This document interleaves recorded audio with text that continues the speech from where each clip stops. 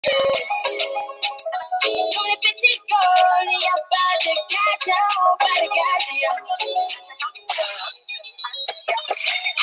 Pour qui tu me prends? Pour qui tu me prends? Pour qui tu me prends? Pour qui tu me prends? Tu donnes le way, tu donnes le way. T'es pas fatigué de donner, donner. Oh,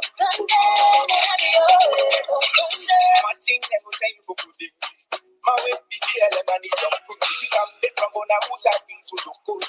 But they be cool, now you don't hold. One day, hot thing go better. And no go pass, come and put it in the dark. No feel fight, that was the langua. They don't sour, now go for the kangwa. I'm a royal for the honey, go da gada. Now so, now we don't do that one. Nobody be tell me nothing. I go put my weapons out to never fight. Another day, my daddy man, my body man, my dog man. My body man, my body man, my dog man. My kuru, Baba Menda, Wala, Tuyakundi, Roboya, Ibuloa, Tugarua, Umina Kuru, Maji.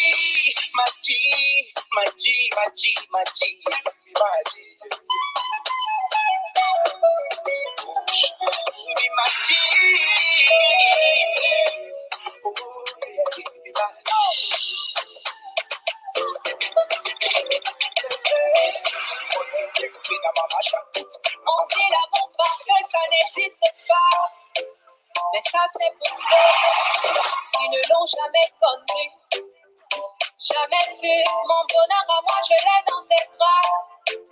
Tu me rends heureux, avec toi j'ai le meilleur. Tu as ravi mon cœur, tu es toujours là pour moi. Depuis toujours, tu m'as dit toi c'est moi. Bébé, je peux me voir en toi. Je suis d'accord. À partir d'aujourd'hui, rien ne peut plus nous séparer. Bonjour. Aujourd'hui, c'est mon jour. Vous avez parlé. Bonjour. Devant Dieu et les hommes, il a décidé de faire de moi sa femme. Dans ma vie, Gogate, depuis le ciel, c'est céleste. Il a dit, c'est mon choix. Je suis sa reine, il est mon roi. Je vais t'aimer. Bonjour à tous ceux qui nous suivent. Bonjour et bienvenue. Bienvenue sur la page de Ruth and Ways. Bonjour. Laissez-nous des likes, laissez-nous des messages pour que nous sachions que nous ne sommes pas seuls. Il est 19h05 et nous voulons commencer. Nous allons attendre encore comme d'habitude. En général, nous attendons jusqu'à 8 ou jusqu'à 10 pour être sûr que nous avons tout le monde qui est vraiment là, qui voulait être là. Nous allons encore attendre 2 minutes. Mais déjà, nous vous disons bienvenue. Installez-vous ici, vous êtes chez vous. Prenez à boire parce qu'aujourd'hui, ce sera une émission intéressante et très, très riche en enseignement, n'est-ce pas? Aujourd'hui, nous allons prendre l'émission en anglais. Nous commençons dans 2 minutes. Envoyez-nous les likes, envoyez-nous les messages, que nous sachions que nous ne sommes pas seuls, pour que nous puissions débuter, d'accord?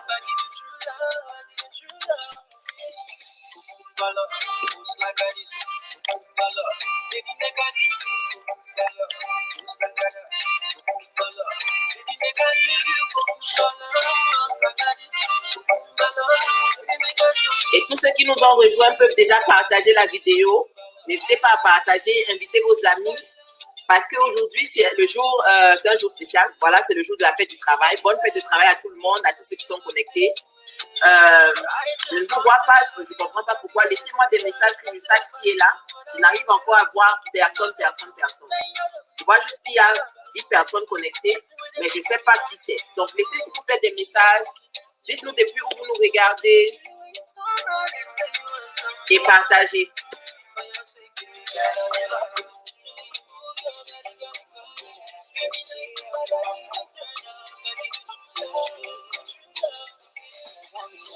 I like your style, I want your lips, I need your heart, no lie. lie, oh baby, no lie. Cause I'm in love, I like your style, I want your lips, I need your heart. No lie, oh baby, no lie, oh yeah. Cause I'm in love with you. I'm in love with you. Cause I'm in love with you. I'm in love with you. Me and Mario, whatsoever we do, I will say Leo. I'll be your Batman, oh baby, oh baby, Me and Mario, whatsoever we do, I will say Leo. I'll be your Batman, oh baby, oh baby, she only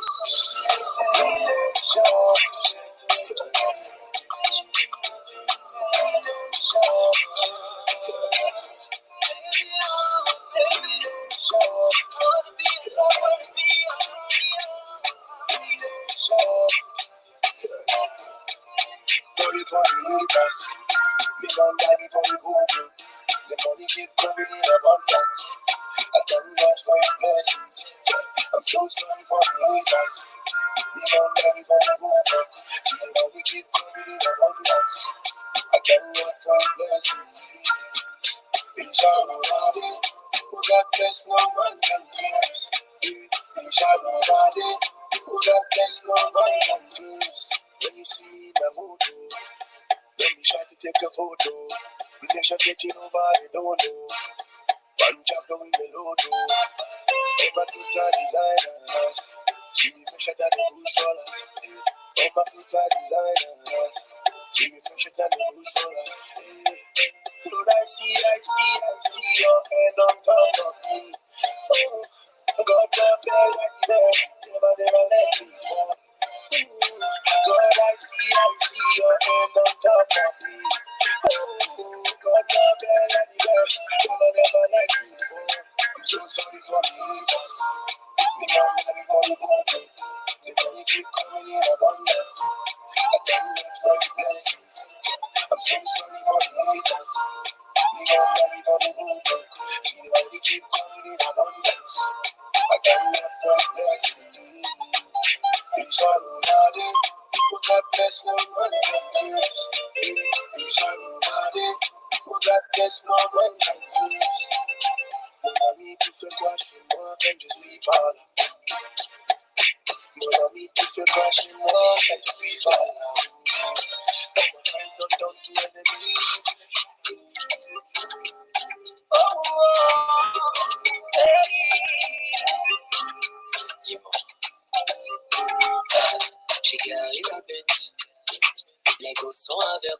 So we have, I think we're going to start now. You're going to start now. We are going to start now. So, are you there?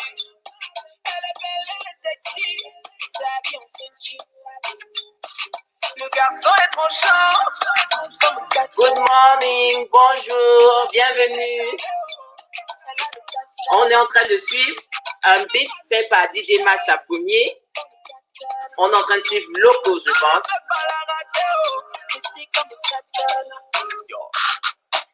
So, welcome everybody, bonjour et bienvenue à tout le monde. Je vous dis bienvenue aujourd'hui, le 1er mai. Bonne fête du travail à tous et bienvenue sur la page Ruth and Wings. So, aujourd'hui, c'est une édition spéciale. Nous allons la faire en anglais parce que nous sommes aujourd'hui avec des invités qui parlent couramment anglais. Le Cameroun est bilingue, alors nous prenons toujours le soin de ne laisser personne de côté, d'accord? Aujourd'hui, nous allons y aller en anglais, mais avant tout, je veux déjà me présenter pour ceux qui sont habitués de la page, pour ceux qui sont d'habitude avec nous. Je suis Stéphania Bianda-Pabdo, je suis médecin, j'exerce en Allemagne et je suis aussi la présidente de l'association Roots and Wings au travers de laquelle vous nous regardez. Alors, je ne sais pas si vous êtes connecté par quel média vous avez été connecté, est-ce que ce soit par Facebook ou par YouTube. Ici, vous êtes chez vous. Merci de nous accueillir chez vous en cette période de confinement, en cette période de coronavirus où le monde a été vraiment frappé et où nous sommes tous obligés de nous calmer et de diminuer la vitesse de toutes nos activités. Nous avons trouvé important de pouvoir, au travers de ces lives, vous motiver, vous apporter de l'inspiration, n'est-ce pas? Cette action est née justement de la cagnotte que nous avons lancée pour soutenir les médecins au Cameroun. La cagnotte Litchi et la cagnotte PayPal qui est en cours. Vous l'avez sûrement vu passer. Et je vous invite à tous ceux qui n'ont pas encore donné de le faire. So, we are carrying on in English. You know, Cameroon is bilingual. So today is a special edition. We are taking it in English. Welcome to everybody who is new on this page. I'm Stefania Bianda Pabdo. I'm a medical doctor in Germany. I'm a gynecologist, but I'm also an entrepreneur. I'm also the leader, the chairman of this association, Ruth and Wings, through which we are working to support medical doctors in Cameroon. We launched a crowdfunding on Litchi, and we also started several actions here to support the fight against coronavirus. And that's why we started these live sessions, because we just didn't want it only to talk about the problems, but also to talk about several solutions. We wanted to talk about the impact of the coronavirus in several activities. And today, it's my honor to receive two great women. Exactly, I think you know already who this is about. You saw the flyer, but yeah, let me take it again. Let me wait a little bit longer so that I want to see at least 30 people online before we start, because I mean, this kind of guest I have today is not this type of attendance we need. So who's on, who's there? Let me just show up, send us a message so that we know that you are there. Just send us some hearts, some likes, so that we know that we are not alone. Okay, I see Patience Wekala Atanga. I have taken my seat and the front bench. Very nice. So just take something to drink, sit properly, because it's going to be very, very interesting. So who's also there? Let me check who's there, who's in with us. Just send us, just wave at us, please. Wave at us so that we know that you are here. So Sylvie Best watching from Cameroon. Hi, Sylvie. So just let us know from where you are watching. Vera Sompon is already there. She's cheering us up. So here are my guests. I'm so happy to have them today. Hello, Agnes. Hello, Irene. Hello, Cheryl. Hello, everybody. Welcome, welcome, welcome, welcome, welcome. Invite as much people as you want, Irene. You don't need to ask us, just invite them, okay? So I am here today with two special women. It's my honor and my pleasure to have them here. We can't see you properly, Vera, so please just shift your, yeah, great. Now we can see you, and you can open your mics as well. Welcome, welcome, ladies. Welcome. Invite as much people as you want, Irene. Hello. You don't have to ask us, just invite them, okay? Everybody should close the device. Today with two special women. It's my honor and my pleasure to have them here. Now you have a second, yeah. Great. So, hi, Vera Sompon. Hi, Ruth Tembe. It's my pleasure to have you. Welcome. Open your mics as well. Thank you. Welcome, ladies. Welcome. Is working on another device there, please? I think it's Vera. Are you getting us, Vera? Yes, I'm getting you. Thank you. I'm sorry for that. So it's great. It's great. How are you doing today? Very beautiful. Thank you. My pleasure to be with you guys. That is great. And Ruth Tembe, welcome. I think her screen just froze. Are you getting us? Hello, Ruth. Oh, fine. Let's start, Vera. I think you know the connection back home is not always good. So I'm starting with Vera. So Vera is the founder and the CEO of the Sompon Social Services. I know her as a serial entrepreneur. I don't know if there is anything she can do. From what I know, she's producing films. She's training people. She's training children as well. She's a motivational speaker, and she has been listed among the 100 most inspirational Africans in Germany. So it's my pleasure to have you here, Vera. I'm honored to be here, ma'am. Can you, I think there are so many things we hear about you when we read, when we scroll through internet, but what can you tell us that we cannot find on the internet? So who is Vera Sompon? I think the truth about Vera Sompon is that she's a very introverted person, but many people don't know about that. So maybe that's the only thing you've not found out about me. And exactly. And of course, because of the fact that I'm very introvert, there are some things that I like keeping it to myself. And yeah, so I'm very interested to hear the discussions and that we can have a good conversation today. I'm very happy to be here, and I'm sure that when three great women are sitting on the table to talk, there's definitely going to be a good stuff. And I have some very good friends that are around, and Agnes said that she's still online to find how she can catch some money. So I think that we're going to have some good conversations today to be able to see how we can help. Money today. Yeah. So you are back, Ruth. Hi there. Yeah. Hello. It's so nice to have you on board. So hi, Dr. Bianda. Hello, Vera. It's nice to be here. It's an honor for me to be, amongst great ladies like you doing wonderful works, inspiring other women, inspiring other, societies and all that. Yeah. Thank you so much for this opportunity, Dr. Bianda. I hope we're going to have a nice time. Yes, I think so. So let me introduce you for people who don't know you. You are an entrepreneur, right? You are the founder and the business development consultant at Avicom. I think Avicom is African. What does mean? Vision. African Vision Communications Group. Exactly. So you are an author. You are a publisher of a magazine, Cameroon Achievers Award. You are an entrepreneur. Wow. What don't you do? Good question. Good question. What don't I do? I don't know for now. For now, anything you do. Everything I think is important, and it's going to inspire, and it's going to change the status quo. I'm on it. Great. So tell us a little more about you. You are a wife, you are a mother, and I'm the mother of a very, very beautiful princess. I would say I'm a workaholic because my life revolves around my work. I'm just the kind of person who is from office to the house and all that. So my life basically revolves around my work because, from all what you've listed as my activities, you can tell that it's so much. And so I devote a lot of time to my work because that's just where my purpose is around. And basically that's it. Yeah. So from what I read, the Avicom is based in Ghana, or you started it in Ghana, right? Yeah. I started Avicom Group in Ghana in 2011. Yeah. Yes. And then it's only 2 years ago.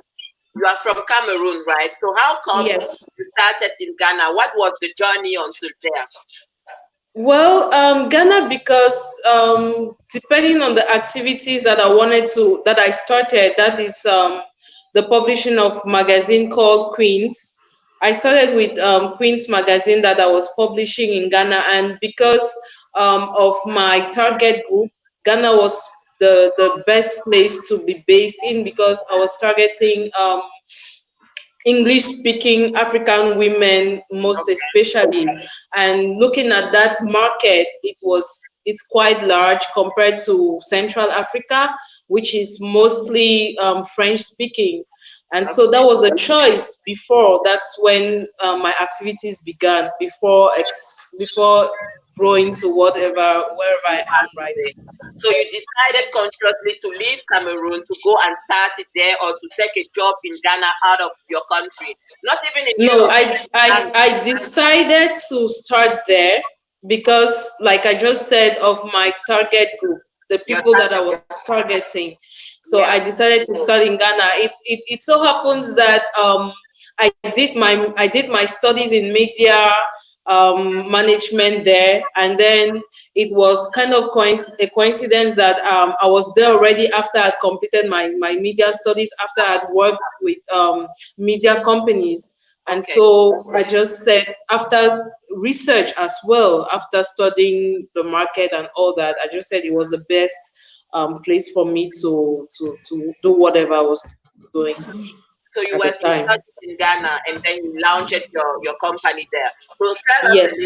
tell us something. How came that you took the decision to be your own boss? I want to understand what happens in somebody's mind when you have your job, you have something you're doing, you're earning a living, but then all of a sudden you say, okay, I'm throwing everything away and now I want to be my own boss. How do you move to that point?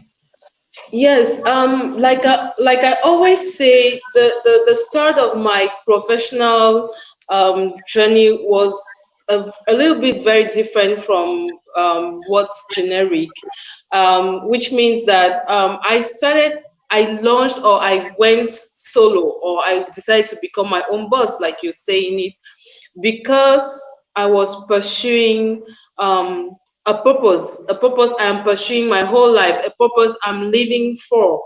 So my activities are just around my purpose. And when you have discovered the purpose of your life, it's very, very difficult to want to associate with people, because usually they don't think like you, usually they don't do things the way you're supposed to do it. Usually the journey that you're going to be going through, it's not where they are, their values are not the same, and so you're compelled, that purpose which you have discovered and that which you want to pursue compels you to want to take your own road so that you can actually live it fully. That's why I decided to start on my own, to do my own things the Yeah. way I deemed it wise or appropriate for me. And it's just in line with the purpose of my life, the mission I have in life. That's it. So you need to get to the purpose of your life first to be able to raise up and stand for what you want. So I think we're gonna catch that Yeah, now. I Yeah. yeah, I think that purpose, a lot of people are on their own, maybe because they are running away from being accountable, or they think that being on your own gives you the freedom that you need to do whatever you want. But it's more difficult than that. It's more complex than that, because when you're on your own, you need a lot of discipline to really pull through and to succeed. And so the fact that you operate on purpose gives you an edge, and it makes you kind of follow through, because most people, when they get on their own, at some point they quit, or they stop whatever they are doing, and then they have to switch to something else and switch. But it's been for me, since I discovered the purpose of my life, it's getting to 10 years. I'm Yeah. doing what I'm doing, and every day it's like I'm just starting. So that's the difference, I think. Mhm. Yeah, I think it's so interesting. We're going to talk about purpose because for many people, it's like, what is my purpose in life? I'm here. I went to school, or maybe I started a profession or something, but I really don't know why I'm doing it. I'm doing it to get some money. Yeah, but is it the purpose? Vera, talk to us. Tell us. I think you also are a very multi-talented woman. So is it all your purposes, or do you have one purpose that you pursue with many, many ways? What do you think about this purpose, the notion of purpose? What is a purpose, I actually? Thank you so much, Doctor. I think that that's a very important question. And usually, many people talk about purpose, but when you go into details, they really do not really understand what purpose is. I want to do it, make it very practical so that we can really see what it is. Let's take, for example, the tree. The tree, we all know the tree. And we know that there's only one thing the tree should do. The tree gives us the beautiful air. The tree helps with the photosynthesis, produce these beautiful things. And in the tree, we can produce chairs, we can produce beds and all that. Um, and so that's the purpose for which that tree was created. That tree was created so that it should be able to help citizens, humans, produce chairs out of them, to be able to produce bed out of them. But you see, the foundation is tree, right? And but with different and diverse activity or productions. Let's use the word production since we are talking on business, with diverse productions, right? So now, for me, discovering, I think I'm just like Ruth. I am living in my purpose with diverse production that is being still in me.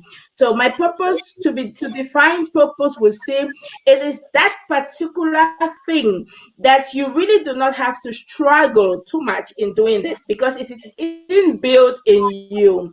I tell people you can't take the fish from the water and put the fish in the air and expect the fish to fly, even though the fish may have some wings, but they can't fly, so they're gonna die. So that's the same thing. And in the fish is already her purpose, the purpose to swim. And the moment the fish decides not to swim and want to fly because she wants to be like the eagle, like the bird, then she's going to be destroyed. So purpose is that inbuilt attribute. You don't have to go that much far to search for it. It is within you already, and with a little searching, one can find it. It's unfortunate that the school systems is a destructive system, organs to really destroy, that people come to the search of finding their purpose. And the noise around us is so too much that people really do not find time to sit inside and get to know the purpose and the reason for which they were born. I mean, purpose is simply the reason for which you are born. So as you say, as I can take, if I mix everything, it's like the great business is standing on a purpose, and the purpose is within you already. So you just need to go back into yourself and check yourself. I can say like abilities or capacities, what is easy for you to do. So if somebody just wakes you up from your sleep, which thing will you be doing without struggling a lot? That will be your purpose. And there's nothing like a small purpose, right? It can be cooking, it can be dancing, it can be singing, but all these things are things that are bringing something out, or it can be a thought. Okay, so exactly. I think the challenge we have in our community and our society is that we want to do the things that please other people, and we want to do like the majority are doing. And the moment you want to do what the majority is doing, then unfortunately for you, because you will never be happy. Let's take the case in the diaspora. We see many people doing events and all that. Because you're doing events doesn't make it's a creative thing for me to do events. So when you discover what you are really called to do, there are some things you will not even be looking left and right. Purpose guides your steps, purpose directs you. And like you said, there's just no small purpose. Let's take the example of McDonald's. Do you know McDonald's feeds the whole world today? And that was his purpose, to cook food. His work is cooking food. So if you like, you say he's a business guy. If you like, you call him an entrepreneur. I call him a cook. He's cooking for us to eat, and he cooks it in a quicker way. And so now, because he's become so wealthy, rich, we see him like an entrepreneur. We see him like an investor. But to be honest, his job is to cook that I should eat, and he does it quick. So I want to understand something. You're so right. You are so right. But there are some people like me with many thoughts in the head, So I think for those kind of people, the purpose will not be one ability or a capacity. It will be a vision or a thought, something you want to achieve, like impacting your community, like impacting the next generation. Bringing for me, it's like I want to show a better side of blackness. Like, intelligent black people, they are very smart black people. This kind of blackness we are seeing in the media, It's not the real blackness I see. So it's also a purpose to try to bring something up, not just by cooking, not just by doing something practical, but by believing in a thought. So that would be my question, I think, to both of you anyway. How do we move from thought to action? I think I will take it from Ruth first. What I'll tell you, Dr. Mbianda, is your purpose guides your actions.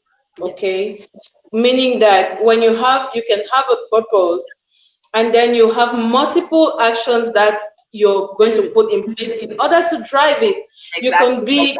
You can be cooking at the same time, impacting your community, at the same time teaching, at the same time, helping people here and there. But all of that, it's aligned, like it's aligned to your purpose, the purpose for which you think that you are created. So now the thing is for us to know, in general, the thing is for us to know in general what our purpose is, and the particular steps, the particular activities that we can put in place that's going to let us fulfill that. Because trust me, your purpose is not something you do for a year or 2 years or 3 years. No, your purpose, these are activities you're doing for a lifetime. You start today with this, tomorrow you're doing this, the next year, the following year, and so on. So it goes in crescendo, or it goes like systematically. You don't do one thing and think that your purpose. No, it's something that you do till, I would say, you end your life. And so if you ask me how thoughts, you can transform thoughts to actions, is just like the phrase like the phrase itself puts it, transforming your thoughts to actions. You've thought something, and then it's just about you implementing it. And so how do you implement? I would say believing strong enough to carry you, or believing that the thought is good enough that you can start working on it. I think some people have this trust problem or these trusting issues because of the way they grow up, what they hear from the parents, what they hear from the community, and they have so many thoughts in their head, but they don't believe in themselves that they can really work on the thoughts, So it's about belief. It's about, you have to talk here now about your belief system. What do you believe? Who do you think? What are your convictions? Because like Mom Vera was saying earlier on, we do not need to do things because we are imitating others. We do things because we are convinced that this is what we are supposed to do, and we're carrying it out, just not because we saw someone else doing it, or not because the society is doing it, not because this or that, but because you are convinced within yourself that this thing you're doing, it is for this purpose. Precisely. And so when you think of something, you don't just think of something because you've seen that this is this, or this is people are doing this, and so let me go do it. Or you think because it is in alignment to what you want to achieve as a person. Exactly. And so that's what makes you different from everybody who does everything. Because and that's what makes it in a way that whenever you do your own thing, the difference is seen, and the difference is always clear, because you didn't do it from the point of view of a generic kind of way. You did it from a point of view of you serving a particular purpose, and you wanting to give solution for a particular problem, or fighting a particular cause. I want to give something in here. I'm a gynecologist, and I like to make this allegory. Like when a woman is pregnant and it is the due time, you don't have peace until you deliver that baby. And when the contraction starts, you don't have any chance. You need to deliver. So that's how the purpose sometimes really carry us through. Exactly. Through falling stones or anything. You just jump on top of it, because you know that there is a life in you that needs to come true, and you are the one who received the vision, so you are the one who needs to bring it out. Okay, so I just want to make a stop here to remind everybody about this live. This live started actually because of the corona situation home. So as I'm a doctor, and I know how Europe is struggling to face the pandemic. And from this point of view, I also know the health system that we have at home. So that's why we started the crowdfunding. I don't know if everybody here heard about it already, but let me just take a minute to put it in there so everybody can see what we want to do. We had the call to gather 45,000 euro. I'm sorry, it is in French because that's the language we use the time we were preparing this folio. And from that money, we associated with an association of the Association of Medical Doctors in Cameroon. We wanted to give 13,000 to them so that they can support and buy whatever they need to be protected while working for us, while while helping the patients. And we wanted also as an association to buy things from China or to import some things like a thermometer, this infrared thermometer, this pulse oximeter. There are so many small things that we need to take care of a patient of COVID that we simply don't have enough. So I'm just sending a call again, and this video is like a perfect example. We are doing some lives, but they are only to get to the purpose. Like they are all aligned. The lives will be aligned. The crowdfunding is aligned because the purpose is to help these our people back home. Okay. So Vera, tell us, what do you think about purpose, thoughts, actions? When Ruth was talking, I just kept seeing. I'm sorry, I'm going to use the example of a great. Many people call him prophet, but I call him Jesus Christ. He said it's a great example. He had just one mission, one purpose. His purpose was to die for mankind. But now he used diverse ways to get to that purpose. You see, he did healing, he gave food to the poor, he did miracles, and all these things around were the different activities he did to entice the people so that the people could believe in him the more and know who he was and that he could come to fulfill that purpose.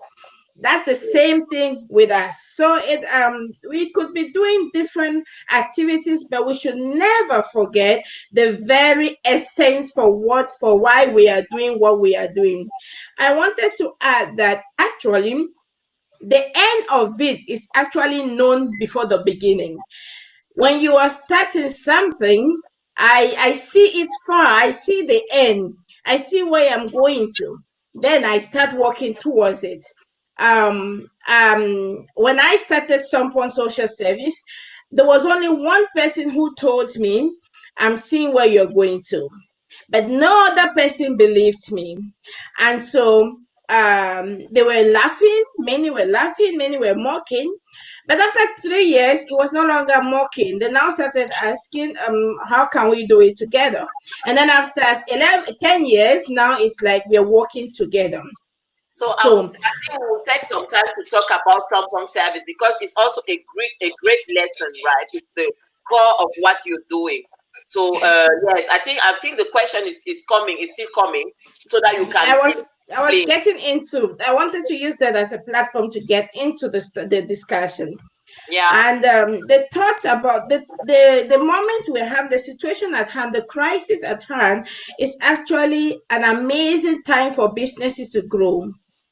But unfortunately, I hope that many people see this as an opportunity to start upgrade businesses and that people can learn out of it.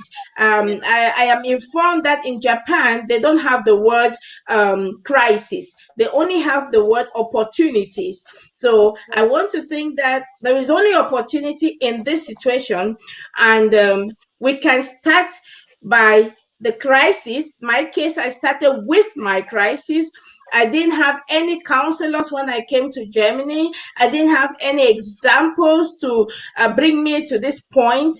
I didn't have mothers. My mother was not here. So all that I did was centered on the fact that I had need of it and I extended that need. but I didn't extend the need only. I had to talk to people. You see, the challenge we have in our society today, and especially with people with very low mindset, is the fact that we do not understand the importance of talking about our ideas, our businesses, our thoughts, and our imagination.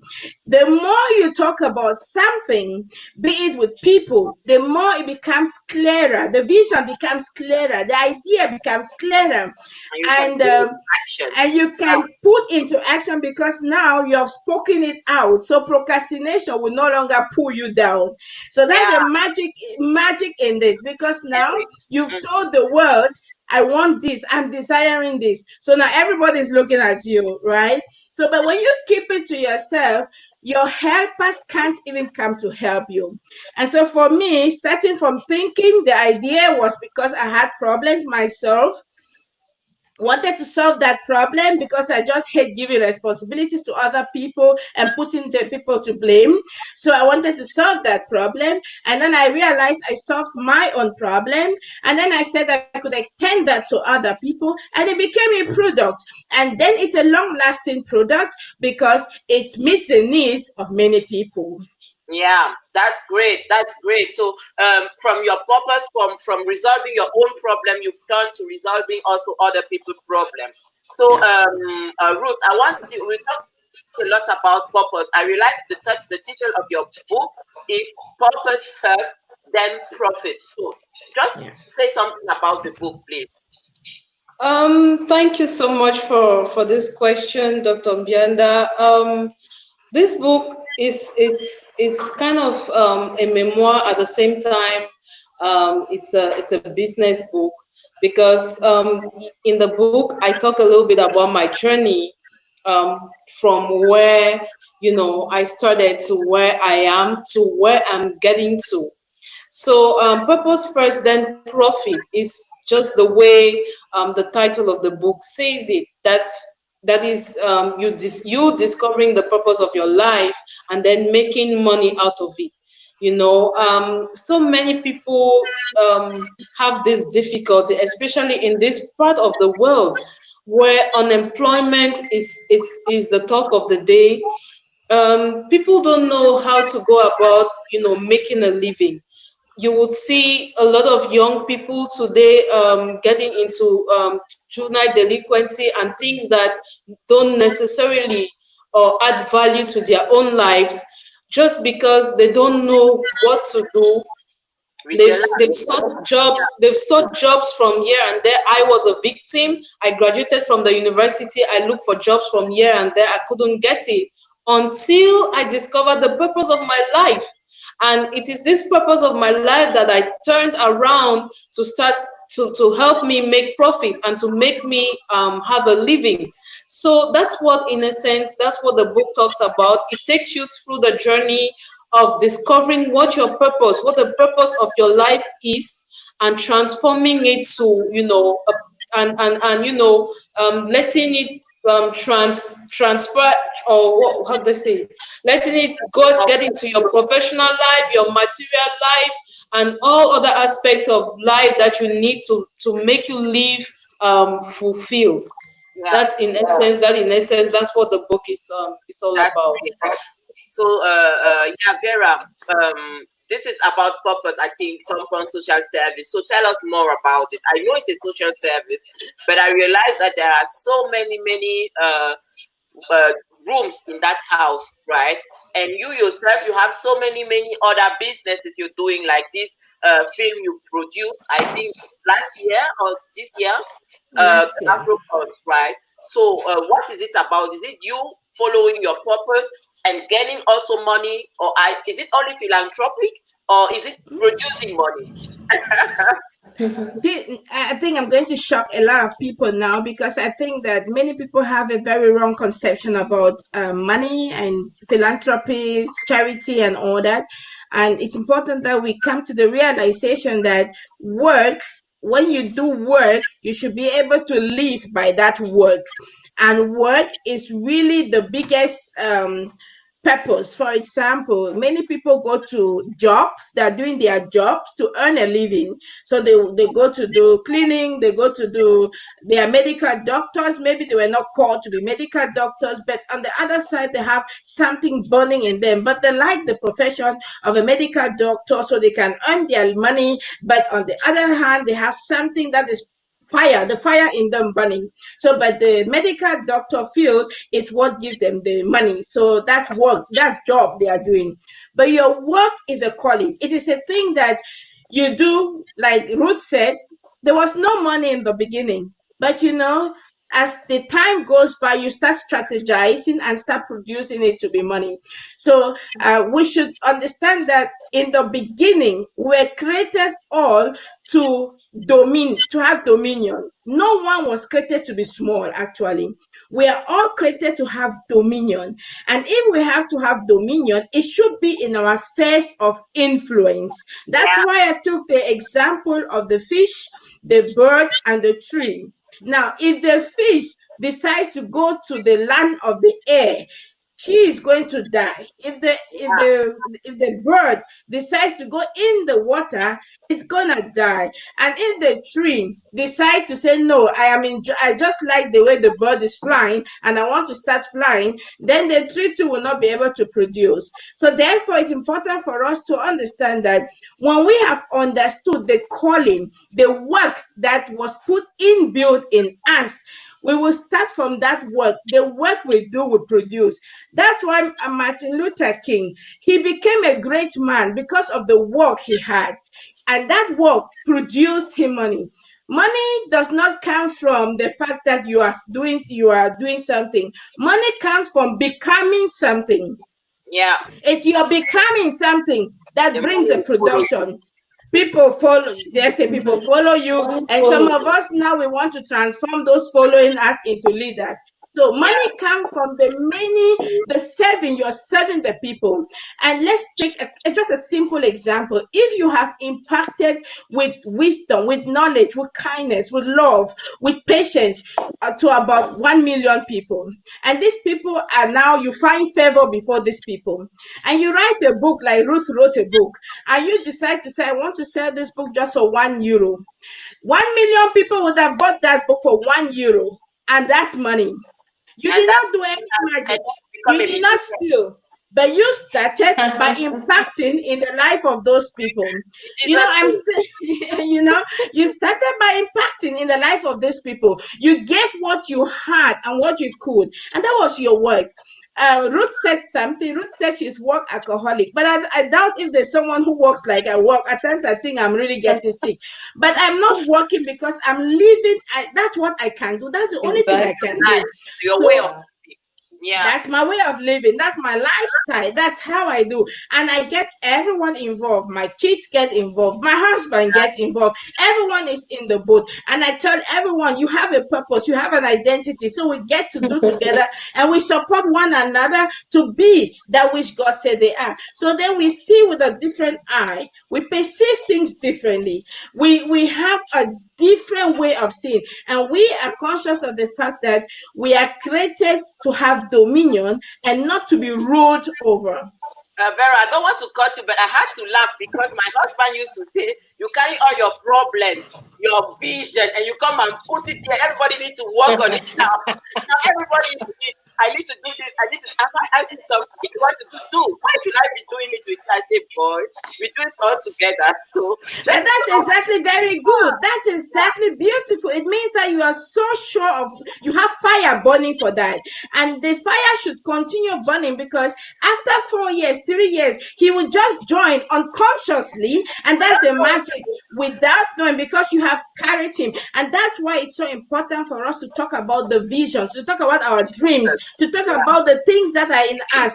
Because the more you talk about, People are around, they're watching. People are around there. We have many people who have a lot of money out there, and they're just watching to see the honest, the character filled people who are accountable, so that they can entrust those their money into their hands. And now, if you do not talk about your project, you do not talk about that dream within you, you are going to be bypassing your helper, and she will not Yeah, know that she was supposed to yeah, help you. So yeah, keep talking about it, keep talking about it. And the more you talk about it, is you become very sure. And then yeah, you start working towards it. And yeah, little steps. Martin Luther King said that beautifully. Take the little steps. You don't need to get all the dreams come to pass today. No, yeah, take yeah, the little step by steps. step. And you'll Exactly. be surprised that after 20 years, someone will say, but when did she start? They think Yeah, they never see where you start. They only Yeah, see where the exactly. money starts coming. Yeah, exactly. yeah. I And will that's go a back. challenge we have. I think going back to the step right now with Ruth, but this is a question I'm always having. Like we said, there's a lifestyle, workaholic. Some people will see it like, oh, you don't have a life, you are only working, but that's the lifestyle. I mean, that's the way you want to do things. So I always have this question: how do you cope? How do you take all your roles and really be a good mom? I think you are a mother too and a wife too, Vera. So Yes, the I question am. will go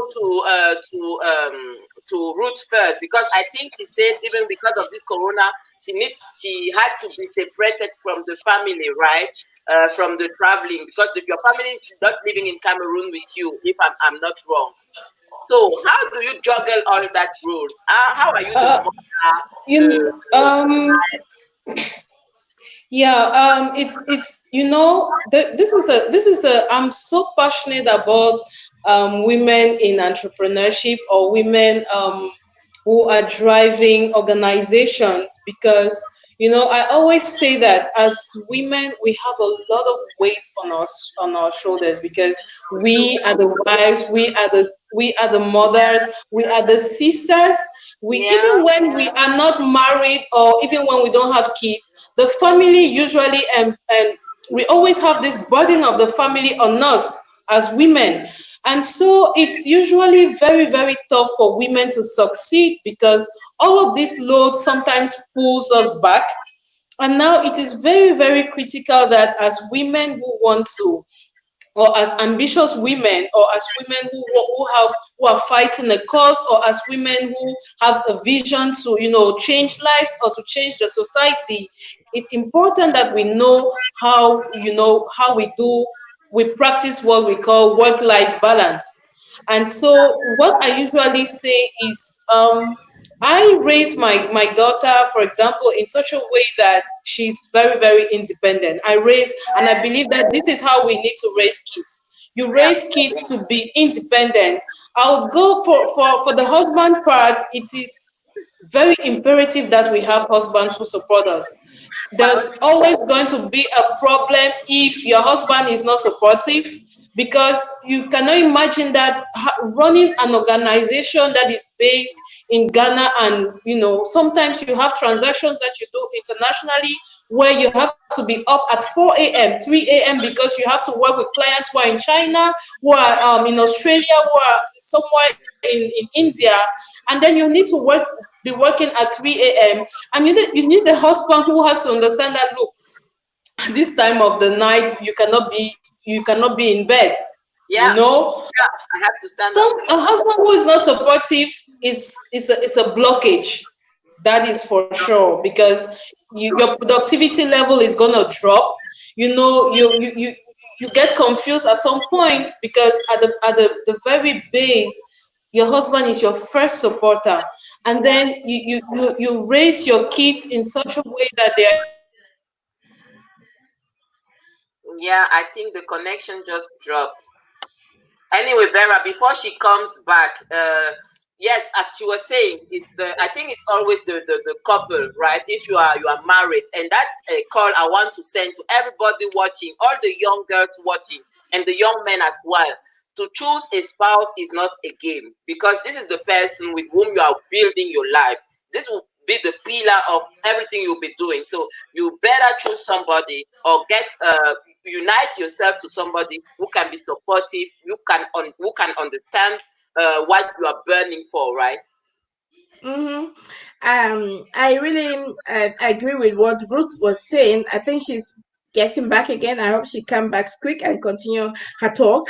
But I think that, doctor, it has to do with the mindset. And I think that we have to start daring asking the questions of why.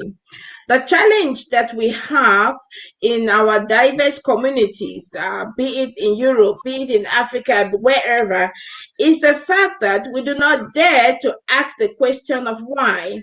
And the central question, why do you do this, actually comes up again with the purpose in mind. Now, let's take an example for those who have husbands and families that are challenged and still want to do great things. Now, the conversation you want to have with your partner is to ask him, why do you feel sad if I have to impact in the community? Now, you are not going to ask your questions yet, like though you want to provoke him and you want to push him and all that, but you want to ask a genuine question to find out more about the fears in him. It's usually about the fears and the insecurities. But once this person is convinced of, it's assured, and it's not going to be, the security has been worked somehow, life becomes a little different. In my case, I was very honest. I think that I told my husband some years back, you should never come to the point where you're gonna ask me to choose between you and my purpose. So Yeah. from that day was so clear, and it's because I also knew what I wanted to do, and I always said that. I mean, I only have two kids and my husband, so we're only four of us, but the whole world, in comparison to four people, one can be able to give that up quickly, right? So not that we want to give it up. I want to have all on my own, my family, my business and work, but I wanted to have a conversation that was very clear that I'm not there to fight him. I'm not there to fight anyone. I'm not there to challenge the world, but I'm there to give my own part of the contribution to make this world a better place. And it doesn't change actually the fact that I'm a mother, I'm a woman, I'm a sister, I'm a friend. It has never changed anything. On the contrary, the more of the people you support them, you help them. That's the beauty of it. Now, coming back to the work, my work is actually my lifestyle. So it's not like I'm doing anything special. You see? So when I'm counseling people, it's not like I was doing anything particular. I say that's my job. So I can give them my ears. When I'm writing concepts, it's not like I was dreaming something. It's just like, okay, it's in my lifestyle. And I bring that also in my home. So my conversations, even my 9 years old girl, is also different. You know, my 9 years old girl knows that she's already keeping her money, what she will do with her money, how she's gonna do with her money, what she wants to buy. So our conversations are also different because of the way we go about things, right? So I think that being a mother and being a wife, being a sister, being an organizer, being an entrepreneur, for me, I put them under one basket and I say I am actually, whether be it at home or be it outside, I'm doing one particular thing. That thing is to help human beings to discover who they are. So how I do it, where I do it, actually doesn't matter. But the one very essence of my existence is to help people become who God said they were created to be. So it can be from my home, it can be in church, it can be in the community, it can be anytime. And as now we are discussing, it's also about helping the people out there to discover that actually they have a lot of potentials, only they have not found out what that is all about. So you have been doing it for 10 years. I think that is an achievement, really. That's how I think we celebrated the 10-year of the 10th anniversary of the Sompon social service, and this is great because I think 10 years is like the age of maturity for a business, Yes. right? Yeah. You went through the 2 years crisis, you went through the 7 years crisis, like in a couple, and now you are 10 years, so you are there to stay. And this is a great example of how somebody can put himself together, or how you can arrange your world to make it an easier life for you to live. Because sometimes I counsel a woman once. She was telling like, okay, with my husband it's always a struggle. When I want to do something, he's against. And as you said, it is always about the fear, because sometimes men are only afraid they might lose you. You will not see them anymore like Exactly. a hero. You know, a man wants to be an hero. He wants to be the pillar. He wants to be all that. And when you are growing in strength as a woman, sometimes it's a challenge for the man, right? And he doesn't know, will you still need him after you became so big? Does he But even I, have a place? But I think that's where most women make the mistake. Actually, the woman who knows her strength actually puts the strength under subjection because she knows her strength already. So I don't have a reason to fight another person when I know my strength. I don't have a reason to show myself when I know my strength. I know my strength. I know Yeah. my ability. No, So I was and that's talking in why. the side of the man, you know. I was talking about the man, the way the man will see, you know, because exactly there are really men out there that are feeling a challenge. You don't do anything, you are just yourself, but for him, it's already a challenge because the kind of visions you have. I remember it was 2 years ago. I woke my man up. It was Christmas.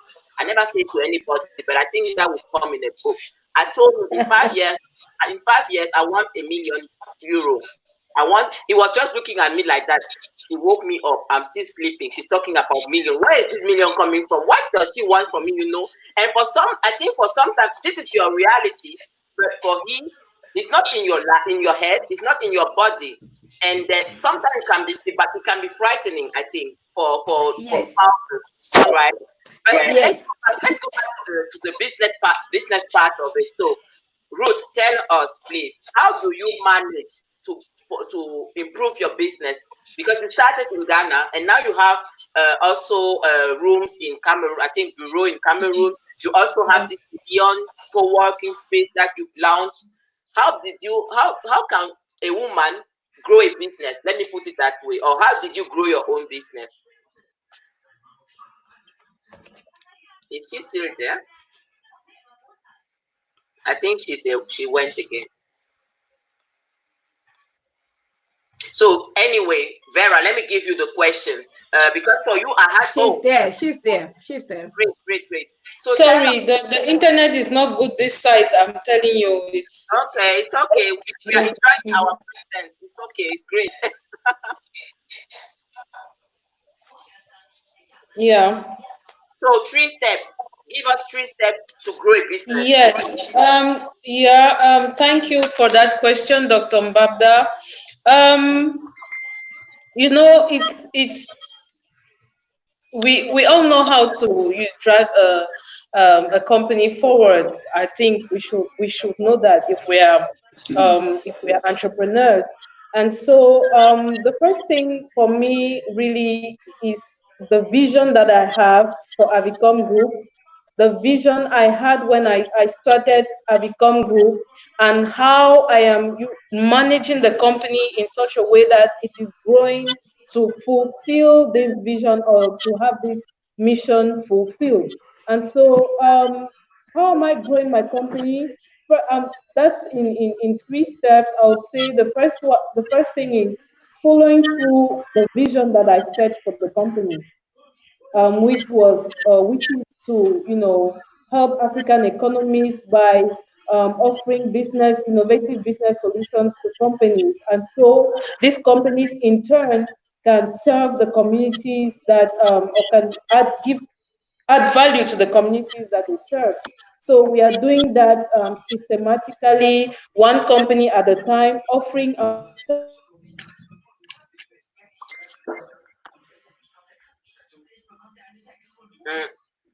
I think this is the network. Okay, Vera, tell us. For you, I had another question. Like, There's no problem. While she's coming, I think she's going to come up again. Things the internet thing. Do we continue on our discussion or I think just we continue. I think we will continue when she gets in. exactly? We'll move with her. Let us continue. So, Okay. what I wanted to ask you is, yes, on that time you had many experiences. So how do you come back when you fall while building your business, while growing? How I mean, because I need so many people always have a kind of tricked vision, like it's a romantic journey, everything is fine, No. flowers everywhere, everything always works the way you want. But I can assure you that's not the way it is. So how do you stand up back when you fall or when you have problems on your way? I think when you have problems on your way, what kept me and kept me and still keeps me going is the fact that I never forget the reason why I started the work. And Okay. that's why we have to always go back to the fact to the beginning. The beginning was very clear, is that I wanted to help people, and my profession, I'm a social worker by profession, and so my profession is to help people in diverse ways. And therefore I never forget the fact that my sole purpose of existence is to be the tree so that other people can build upon. And so I'm conscious of that. So So this is the first when I step. have the set. Yeah. I want us to take it as steps. I will say this is the first So, step. so the Always first step, remember why you start. always remember the why. I mean, it's a strong motivation. Always Yeah. remember why, so that when the hard times come, when people hit your back, when people disappoint you, when people give you all kinds of names, you remember that you didn't start for the. You remember that strong why that pushed you, and that's why it's important that your why should be from within you. It should come from within. The why should be very powerful. That should drive from within. And then, of course, even when the why is very strong, you're convinced it's powerful. Just like Joseph had a beautiful dream. He knew he was going to be the king anyhow of his family, but there are difficulties on the way. What keeps me again? The second tool is the divine connection. So I have the divine connection, the spirituality that keeps me continuing. So I precise spirituality because I don't want to get into the dance of religion here, Religion. but Exactly. I get into spirituality because I know that I get connected to my source, and my source keeps reminding me that all things are possible. The dreams that you had will definitely come to pass. If Joseph's dream came to pass, if Mandela's dream came to pass, if these great people we hear today, Winnie Humphrey, how do they call all those guys? Their dreams came to Oprah pass. Winfrey. Therefore, my own Right. dream can come to pass, and Exactly. therefore I keep holding, hoping, having the faith, and then the daily meditation that gives me the assurance all things are going to be fine. The And third point. The the third point. the third point is networking. I think Okay. we have to build a system of support, and that's a Yeah. very powerful one. It could be coaching, it could be mentoring. I have a lot of mentors. My mentors are there that are guiding me. When it's really tough, I can go back to them and Yeah. ask how I am really down now. I need help. So it can be a 60 minutes talk with any of them a month, or the coaches, pay for those coaches that will listen to you and then re-guide you, redirect you, re-innovate, and give a And new you air to win. you again to continue. So I think the three keys are going to be: one, to always remember the why you began; two, Yeah. to Always seek the remember the divine why you down. intervention; Yeah. and three, to have the right networkers, to have the coaches and the mentors around who can always rebuild you up. Great, great, great. So Ruth was talking about the Yeah, three I was strategies. cut. The internet connection really is disturbing this way. So what I was saying, the strategies that I use to drive my business forward. I talked about vision, the importance of having a vision, a compelling one at that, a one that is long term, so that you don't run a company that is going to end, or that's going to, where operations are going to stop at some point. You want Yeah. to, operate and run a company that the legacy is going to stay. And so your vision must be very compelling, and your vision must be I would say lifelong. You must have a lifelong vision. And so that's what I implement in my company, the vision, which is to really help in developing African economies. We're doing that by helping companies, because we believe that when companies grow, the societies in which they serve also is impacted for the better. And secondly, we use the values of leadership in at Avicom Group, which means that for you to be able to be different, because we are in a world where there's a lot of competition in the marketplace, where a lot of companies are doing the same things, where a lot of products, you find the same products everywhere. You must have a leadership. You must come in from a leadership point of view, where you want to come and you want to lead the conversation. You want to add more value than others. You want to have more innovative ideas, put them in place, more innovative structures, so that your company, at least that's what makes your company to be seen. That's what attracts clients, more clients to your company. And so you want to use that leadership status in building your company. Also, another strategy, we focus on customer acquisition, we focus on customer satisfaction, we focus on customer retention, and we inculcate that in the companies that we serve. We make sure that these values are also inculcated in the companies that we work for or that we help grow. So we want to, always focus on the fact that it's the customer that is the lifeblood of the company, the customer that makes companies grow. And so you want the experience that you give your clients, your customers, you want them to keep coming back for more, and you want them to even pull or to become your evangelists, or what they call brand evangelists. And so basically, those are the 3 points that I use, or those are the strategies: vision, leadership, customer experience. So, and as I can see, as I'm showing right now, you also believe in training, giving the chance to younger ones to also develop themselves. Why is it important for you to have this young entrepreneur summit in Cameroon?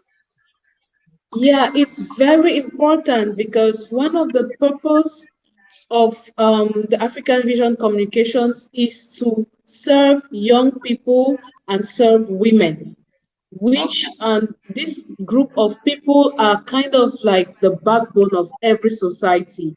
In every society, young people make up for more than 65% of the society. Young people are kind of the buying force in a society. And so it is only important that we empower young people, we empower women, in order for every society to grow. That's why at Avicom Group, we focus on these young people by training them, helping them, acquire skills that they need. This is the reason for the Young Entrepreneur Summit, because we help them to acquire the knowledge, the skills, and even the resources that they need to create jobs on their own. And I think with that, it helps the society in general to grow as well. And I think the Elion co-working space also falls under that part. Exactly. Elion co-working space also falls under that mission, because at Elion co-working space we provide, after working with so many young people, they can't afford offices, and that's why we had this solution of bringing alive the co-working space.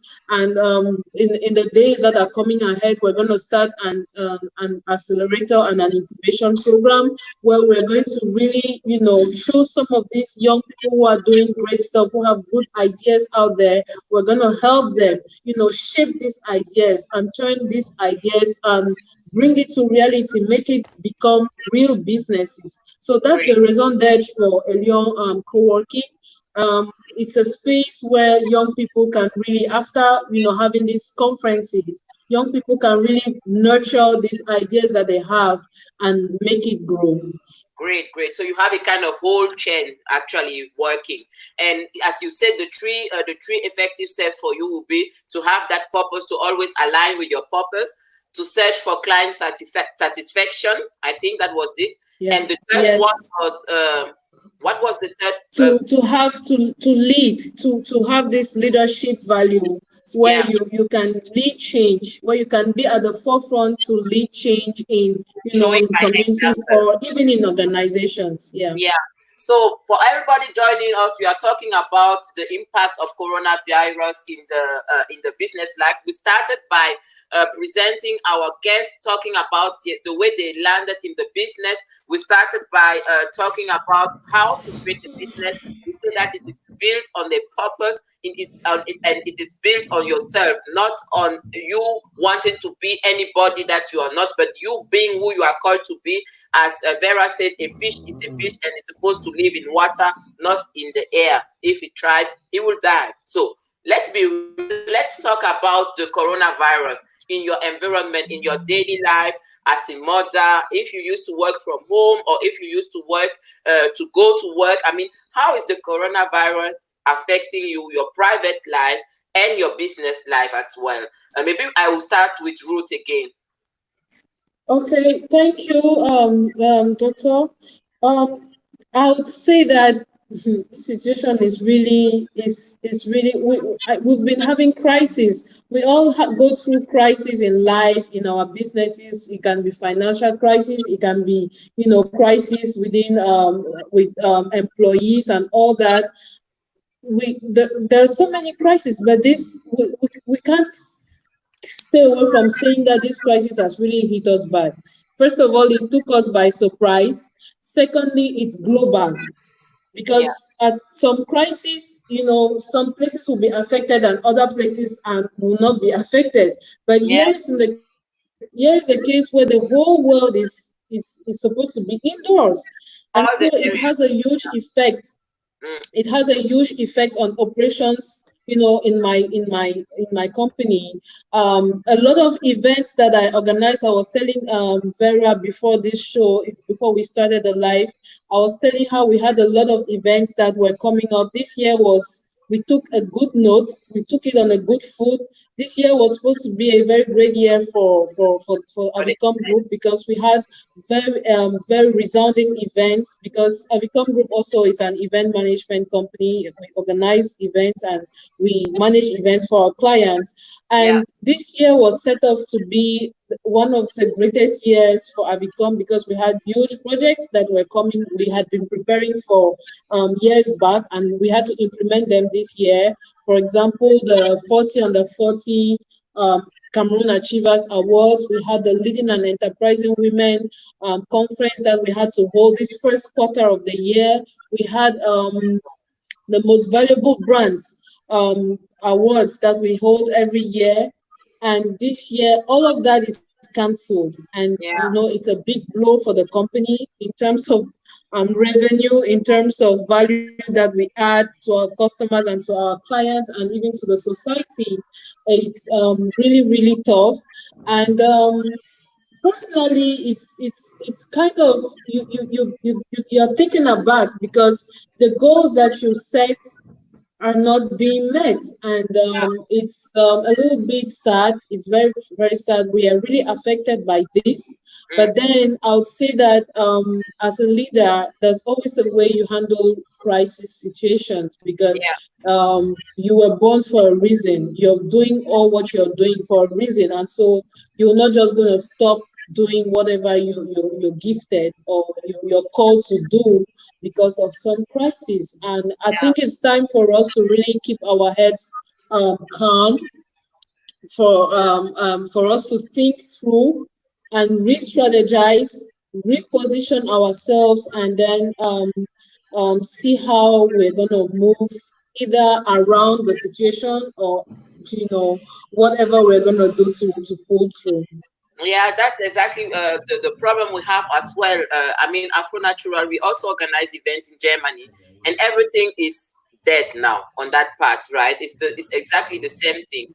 We can't do anything about the event part, but I think I'll give the word to Vera to tell us also how the COVID is impacting her. But I think for the family, it's also refreshing, because all of a sudden, if you are lucky enough to stay to be in a part in a place where your family live, then you are at home with the children. You can spend more time with the children. I mean, for the people who are obliged to stay home, we medical doctor, we are still working just normally, but still for the man at home now, the children can also discover a new kind of living. We are all, I mean, it's like the coronavirus obliged us all to slow down and redefine and think through, as you're saying, rethink our life and think again what is important for us.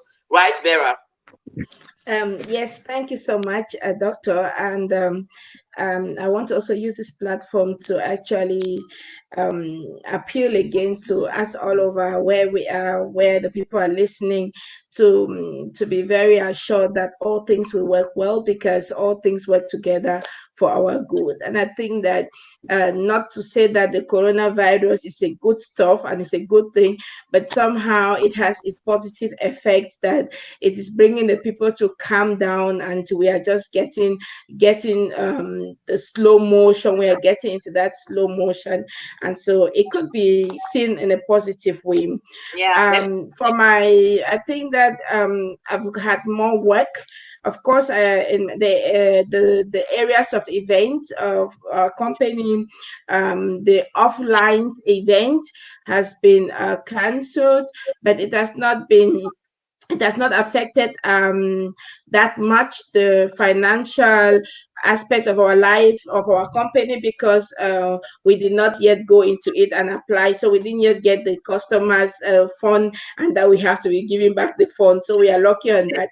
But we have much more work because we are a counseling company center, and we give migration counseling, and so we have we are working now online. online. We are offering our online counseling.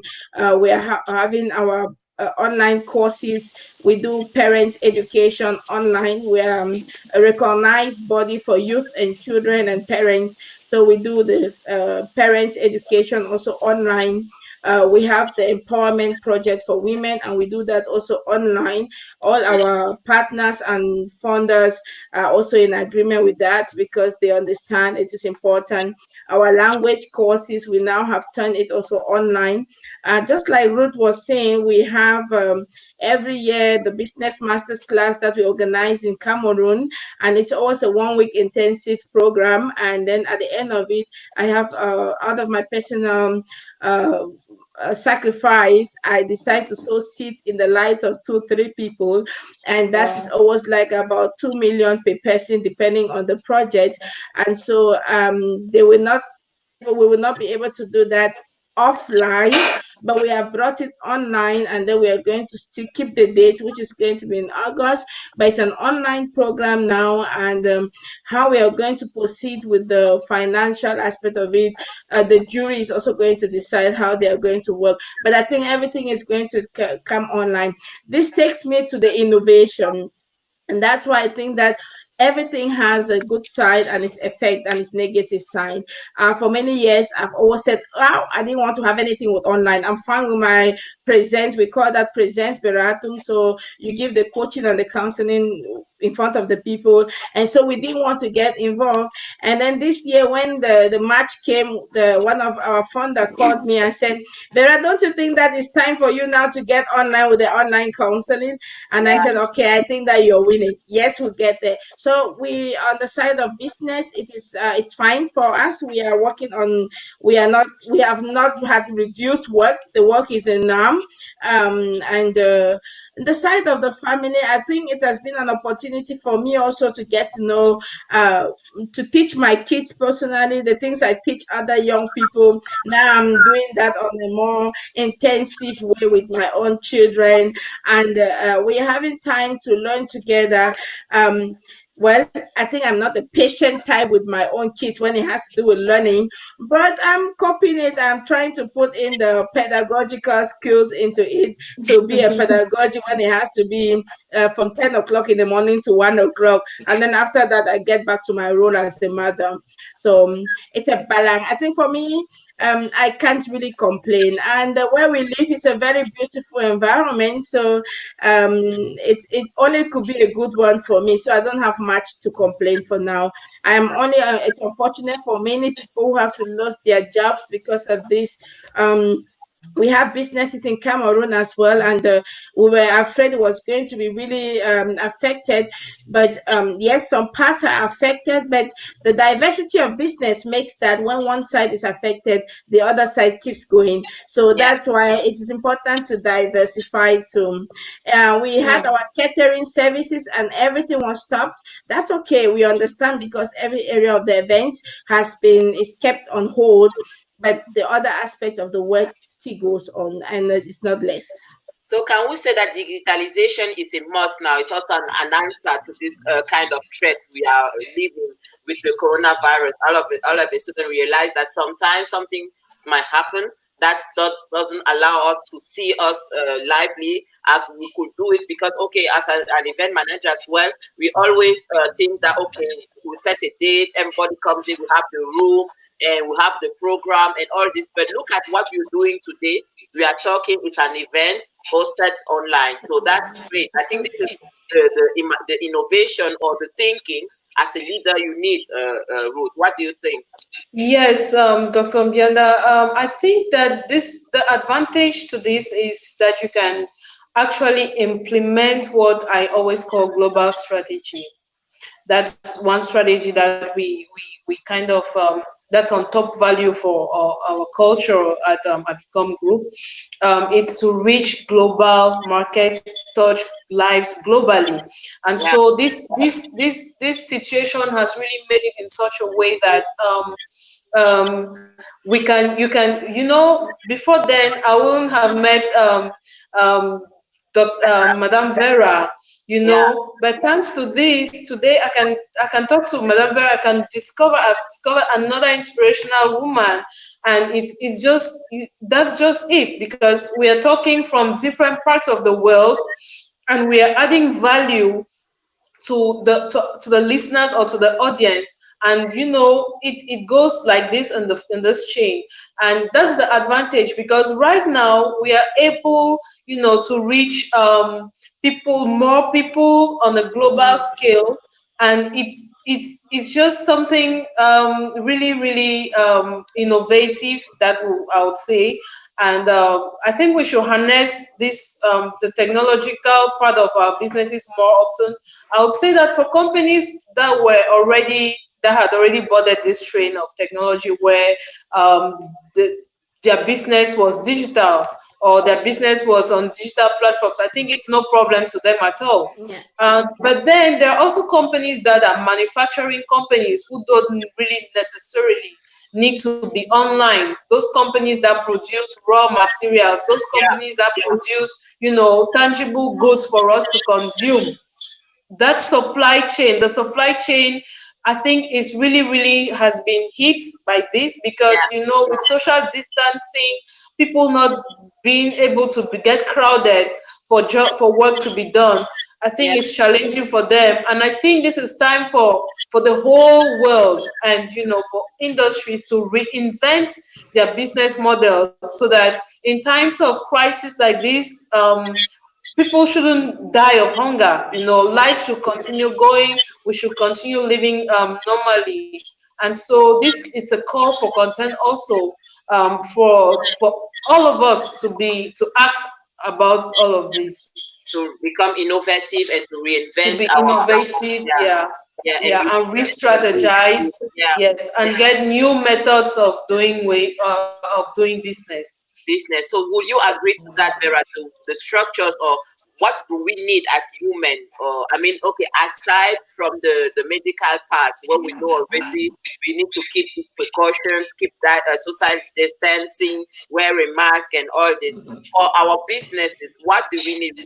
I think we got some answers already to reinvent ourselves, restructurize, be innovative, digital, get in the digital world. What will you say? Or what can you add on top of that? I think those were the very important points. That those points were also very important.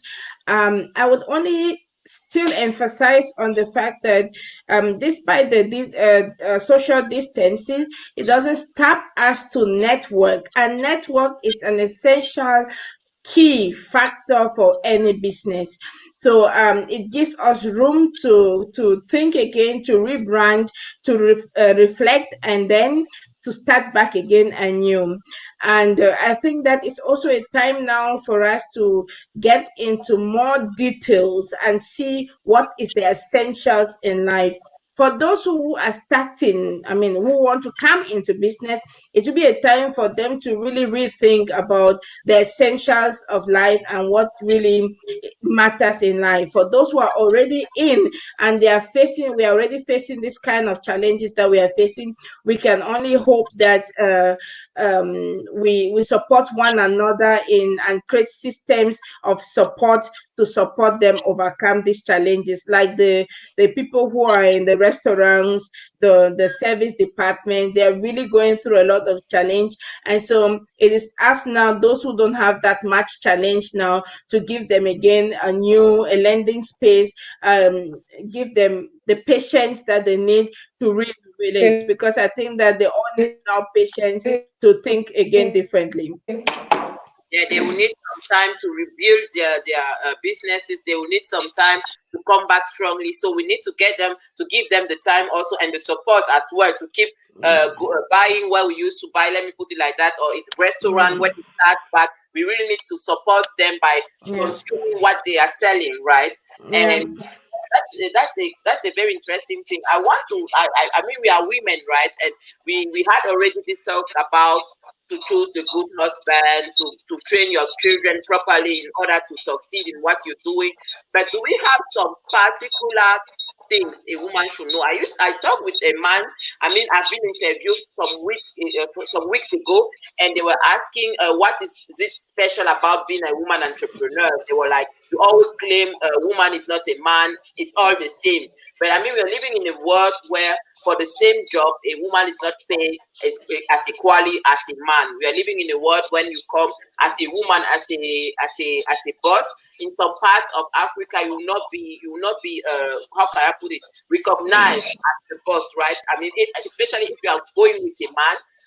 You realize that people are talking to the man. Maybe it's your driver, maybe it's your, I don't know, somebody working for you. But since you are together, getting in that room, the sides, everybody will be looking at the man as the chef, as if he were the chef running the business. So sometimes you go to approach somebody for a business and he ends up doing you some advance, or he wants something from you, he starts flirting with you where you're actually not interested for all this kind of things. So I need something for these women in the journey of entrepreneurship, something that they don't always know or you will not understand from the outside point, but only from the inside, from your skin as an entrepreneur woman.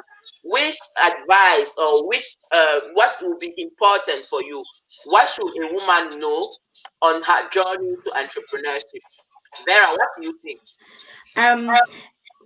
I think I'm one of those women that think totally funny, right? And I tell people that in my mind, there's no woman, there's no man, there's no child, there's no boy, there's no black, there's no white.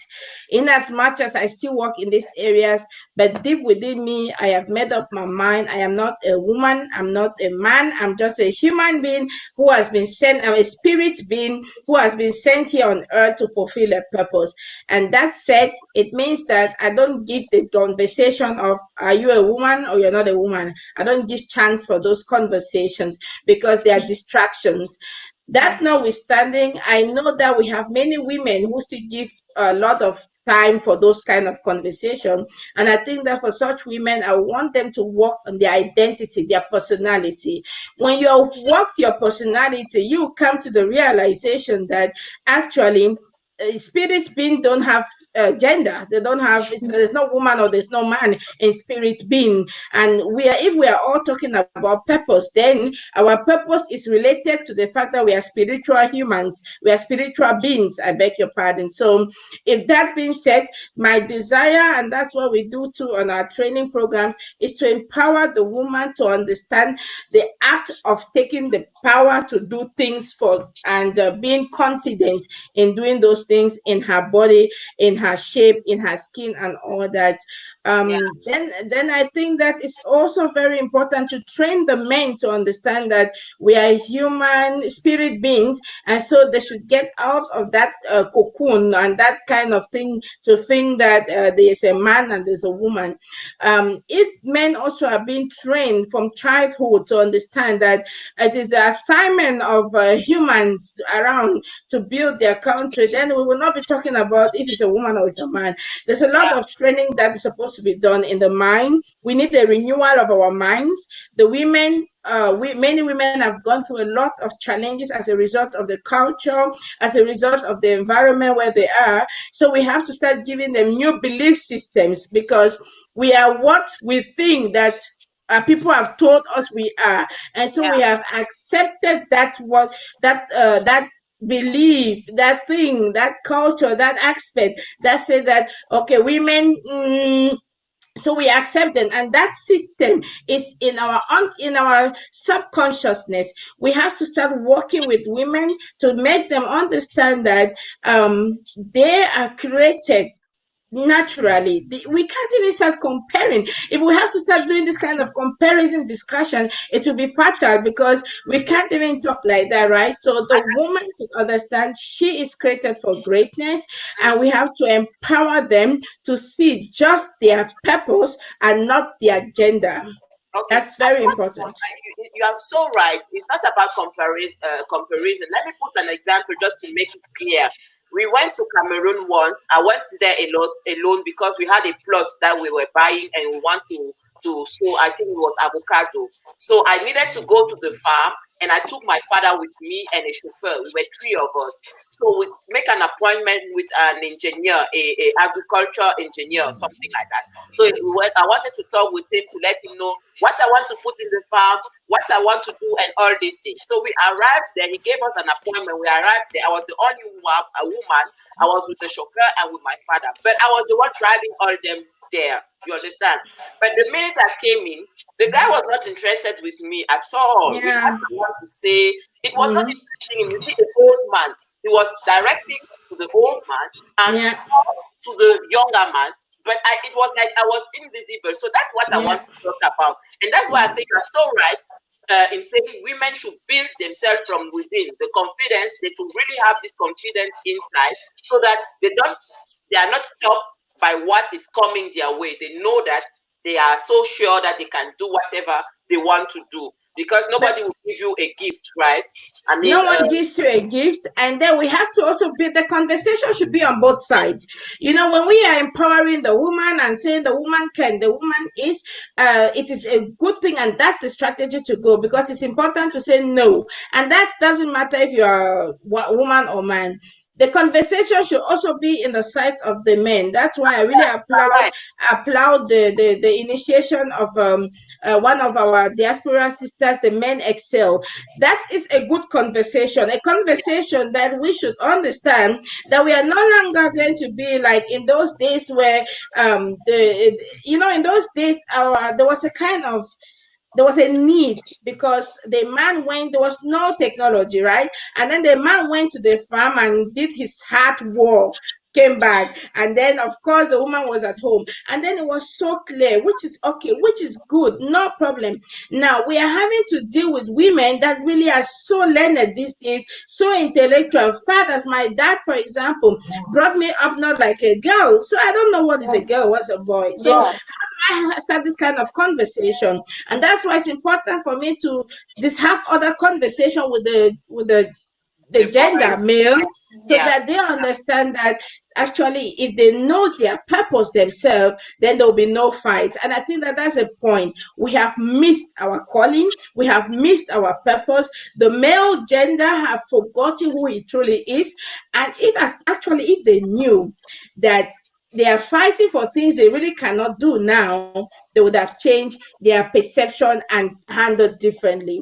But Sure. let's stay on the fact that I would tell a mother, a young woman, a woman of my age, and who wants to do something, to say, hey, you know what? Work on your why, work on your person, build up your identity. Forget the good advices, forget the bad advices, the distraction and the applause. Forget it and just keep focused. When someone applauds you, say thank you, go on. Someone criticizes you, say thank you, go on. Don't give chance for them, but be open for conversations, but don't get distracted, because at times it's really a distraction and that disturbs the purpose. Yeah, I'll send a big shout to our sister doing the Men Excel. I think she was on. I don't know if she's still on. Let me check if she's still on. I think I saw her today. I mean, before we move on, anyway, Cheryl Darcy, we're just saying hi. If you are looking at us, you are doing a great job training those men or talking with those men, because we really need that. But for now, we want to talk about women, okay? Because this is the room for that now. We have 3 excellent women in the room. So, yes, don't allow anybody to get under your skin, steal your vision away, or take your purpose away. What would you say, Ruth? What do you think? Yeah, I think these conversations about gender parity and women not being, appreciated enough in the society, especially in the professional world, is kind of to me really. I would also say, like Vera just said, it shouldn't be the talk of the day. The good thing though is that a lot of stride has been made, a lot of changes have been made. When you look at what happened some years back and what's happening today, and you look at the number of women who are pushing buttons today, the number of women who are occupying positions of decision today in government, like in the private world, like, I don't know, in the society, you would be amazed how actually women are now putting their potentials to work. Yeah. And which is also the essence of all these women empowerment programs that we have, all these conferences that we have. We thank God because it is really yielding fruit. And I think that is where we should focus the conversation on. Yes. We should let the conversation be really centralized on the fact that, look, as a woman, whatever potential you have, it's for you to put it to work, no matter what, And once you're doing it, it comes naturally that your productivity or your results are what matters. If you're an expert in a particular field and you actually have results and you actually have proof to show that your expertise is yielding fruits, and there's never going to be any doubt about what you can do. And the thing is for you to drive whatever you're driving towards success, and for you to have to set goals, for you to have that vision, and that the voice that you have, whatever message you want to send out there. The important message we should be having right now is for women to be bold enough to stand up to let their voices be heard. That's it. For so many years, our voice we've been taken aback with all these stereotypes, like you're a woman, this and that. But thank God it's changing now, and I think that more women. I'm calling using this platform to actually call on women who have something to say that is valuable, that will help change the world. Women who have, whatever they have to contribute to for the society to change, or for some part of the world to change, go ahead. All what you need is that courage. All what you need is to believe in whatever you want to do, believe in yourself, and then let it out. Your voice, you deserve it. Your voice, that's why you have that burden. that burden is not put, you're not having that burden for nothing. You're having that burden because you must make it, you must put it into action. And Yeah, so you need that courage. The only thing you need is that courage and the boldness to put it to work and to let your voice out and to preach your message. I'll call it that way. great, great, great. I I think we are 10 minutes already above our scheduled time. We wanted to do 1.5 hours. It's so interesting, and it's so really. I feel like you're nurturing. I mean, like you're getting something, you're eating something so delicious right now. I'll just take a last question maybe for us. What are the predictions for the future? How do you see the future from now? I mean, the world after coronavirus, or the world after these big changes we are living now. So, what would be your expectation for the future, or what will you give to the youth? Let me put it, not only girls but also boys, to the people watching us. What would be your expectation or your counsel for them for the time after coronavirus, or for this time we are living in order to prepare the time after coronavirus? Ruth, please. Yes, after coronavirus is not going to be the end of the world. Yeah. Things we are still going to be living, we're still going to be breathing, we're still going to, things. The only thing that's going to change probably is the way we do things, maybe in terms of, human relationships, in terms of, I would say, running our organization. But what I predict, or what I should say should happen after this coronavirus, is for us to be really foresighted. And this is just the importance, again, I'll say that, of having a vision for whatever you're doing, whether be it in your business, be it in your personal life, you must have a vision. Okay, because without a vision, you do not know where you're heading to. You do not know, maybe the coronavirus has made you to get stuck, and without a clear vision, you wouldn't know what to do after this. On the other hand, if you had a vision, you would know that, okay, this side of things, or the way I was doing things, is not working anymore. Maybe I change. So it's just about changing the strategy that we're going to use right now, and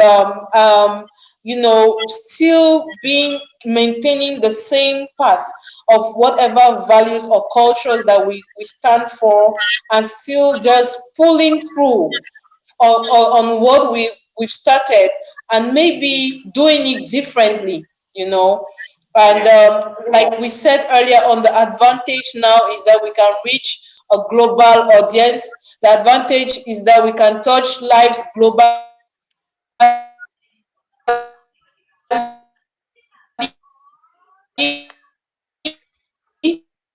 and so we just need to put the right structures in place to be new strategies, or these new ways of doing things.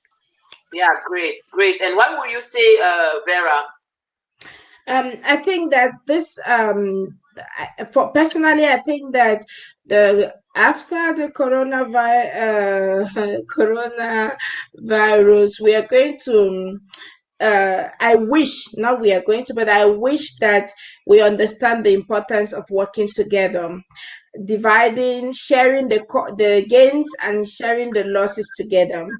Because if companies were working together with other companies and really networking, then some companies will not really die completely. In the future, I hope that we will understand, especially the small companies, that they will understand how to work together, merge some things together, and so as to share the gains together and also share the losses together. I also want to appeal to us that we should learn to stop blaming the nature. The nature is nature, so you can't blame the nature. We should rather look at it to say, this is a second chance for me now to rethink differently and reposition myself differently. Can you stop the rain from falling? No. Can you stop the wind from blowing? No. Can you stop the dry season from coming? No. But you can change your mindset so that even when it's dry season, you are already prepared for the dry season. And when it's raining season, you have your goods already for the raining season. I think the key thing I want to give young people is change your mindset, your pattern of thinking, and look outside the box. One plus one may be two for many people, but I don't think and I don't agree that one plus one is two, because there's a magic inside that makes it one plus one can remain one. So let's start seeing things differently. And white must not be white because you're wearing a white. Some countries don't have the color white. So stop looking at things according to just what we're taught in school, according to what your culture tells you, according to what your father, your mother is telling you. I think we should start thinking on our own. What is it I can do? And is this where I want to be? And learn to work with one another. It is a gift to be able to work with people, and not many people can do that. I appeal to many women to start learning to really work with one another. Unfortunately, for you to work with one another, you must be very solid in character. You must know what you want. You must be transparent. And without these characters, you can't work with people. So that would be my appeal for all of us. Great. That's so great. That's so wonderful, because that's exactly as we were visioning this series, this interview, that is exactly what we wanted to bring out. Let me put it like that, to really have several your different view on this thematic, and also to really encourage people watching us. So we learned a lot today. We learned so much. From what I learned, I will say it's important to work together, and it's important to know your purpose. It's important to keep striving, no matter what comes on your way. Believe in your purpose, believe in your faith, in your spiritual anchor. Let me put it like that. What you believe in, let it drive you and bring the best out of you, right? And so I think these have been very interesting. I don't know, maybe one word for the way, as they used to say. If somebody have a question, or if somebody has a comment, please do leave it in the comment section. We didn't went through the comment, but I think I show almost all the comments that came in, just because we were so taken in this very, very interesting conversation. But if you have a question, whatever, just write it down. We are taking it with us again. We will address it to the speakers. So Ruth, if you need to say a last thing before we leave, what will it be? Oh, it's cut again. Okay, Vera. If I had to, well, it's been an amazing time, despite the ups and downs with the internet, with internet connectivity in my area. It's been an amazing time. I'm so grateful for this opportunity again, Dr. Bianda. I want to first of all encourage you with all what you're doing. You're doing a great job. I wish you more courage, and more power with all what you're doing. It was just So it's cut again. But let me just put it out here again. There is a crowdfunding going on. Pleasure exchanging Vera. If I had the last word to say, I would talk to the youth and maybe to women. Dream. Have that, have the love of dream, dream, because out of dreams comes, whatever you need. Out of dreams comes the person that you want to become. It starts from dreaming. So do not be scared to dream. Dream the wildest dreams that you want to dream, that you can dream. But let it be constructive. Let it add value to the society. Let it add value to life. And so believe in yourself, and just put the work and make things happen. So dare to dream. Yes. Exactly. Thank you so much. That's it. It's like a slogan. How can I put it? A way of living. Dare to dream. People, listen, dare to dream. You need to dream again. Look for a nice dream. Look for something that you think you will never reach it. Look for something that you think is unbelievable. Keep it in yourself and work for it. Dare to dream. What will you say, Vera? I think there's a common say, but people don't take this serious. If you actually want to be great, you have to start serving the people, and Okay. the people that you're serving are going to make you, because you're going to fail. They will find you find favor before them, and they are going to make you great because you have served them.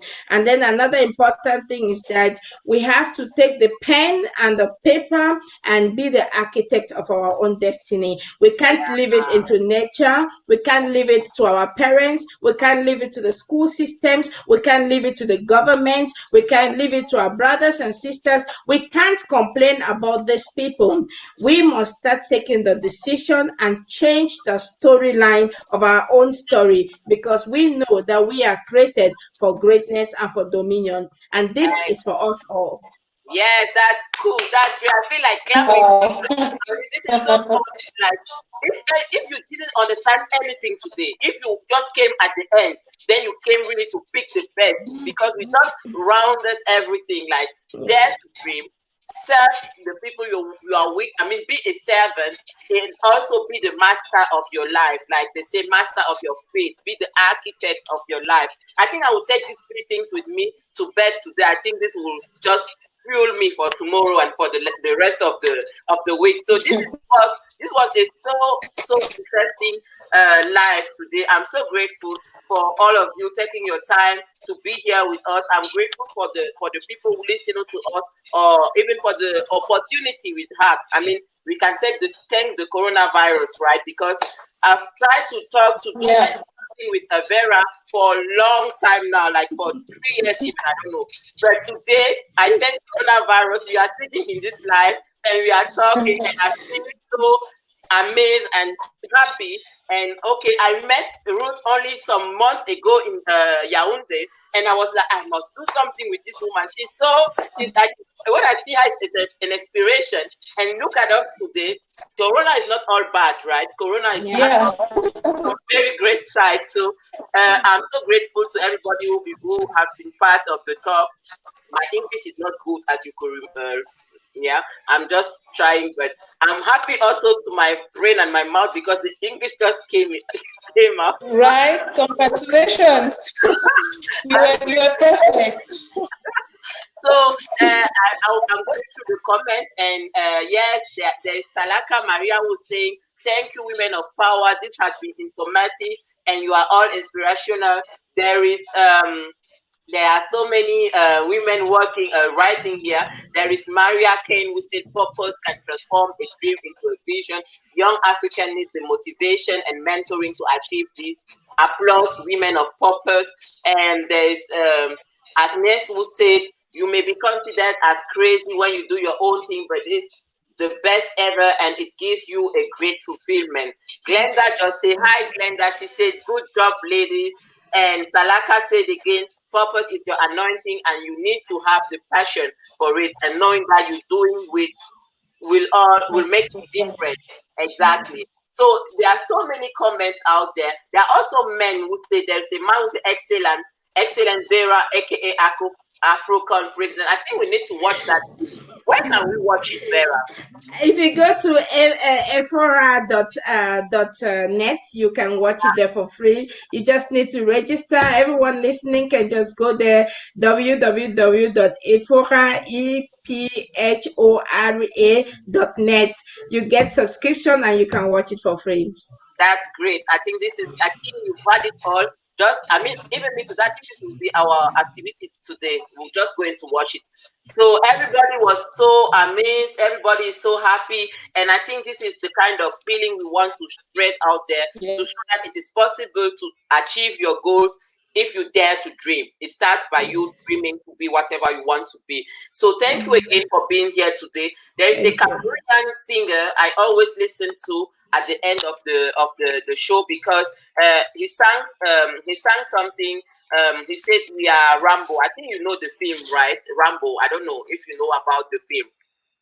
This Rambo, this guy that can do everything, what he wants to do, he just gets in the room and he mastered the room. He kills everybody, even if he's not prepared. He just enters there and he makes it. So I believe that we as Cameroonians, we are really Rambos of this time, and there is nothing that can stop us if only we believe. So thank you again for being here today. Don't forget to go and give in the crowdfunding. It's very, very important. And I wish you all a great weekend. And thank you to all the wonderful women who has been here with us. Thank you.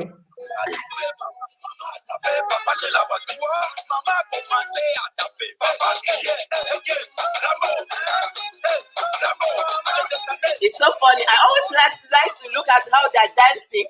They're like, we are big. So thank you.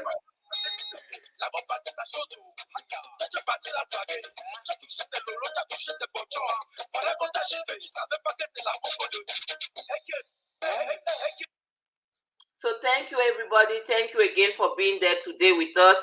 Ruth is still there. So the music is always like a kind of gathering yourself to do whatever you need to do, because there is nothing that can stop us. So Ruth, I hope that you really enjoyed this time with us here today. It was a great time, Stefania. It was such a great time. Thank you so much for putting this. I'm so amazed at your proactiveness, at your way of doing things. You're such an inspiration as well. For you to put out a program like this, I don't know since when you know this, but I checked and it's been a while. Whilst you're also still working as a medical doctor, we didn't talk about the impact of COVID-19 on medical doctors. Whilst we are in the house, whilst we are back in the house, social distancing, you guys are the ones at the forefront. So I wish you the best and forward to you. Thank you so much for this opportunity. Thank you to everybody, and we wish you a very nice weekend. And don't miss the next show. The next show will be on Sunday. The flyer will come out tomorrow, so that you will discover who is our next guest. And stay tuned on the page of Roots and Wings, this association that we use to really spread this vision of doing things by ourselves, for ourselves. And yes, just take a small time also to pay something, give something in this crowdfunding. Thank you again, and a nice weekend to everybody. See you on Sunday for the next show. Have a nice evening. Bye-bye.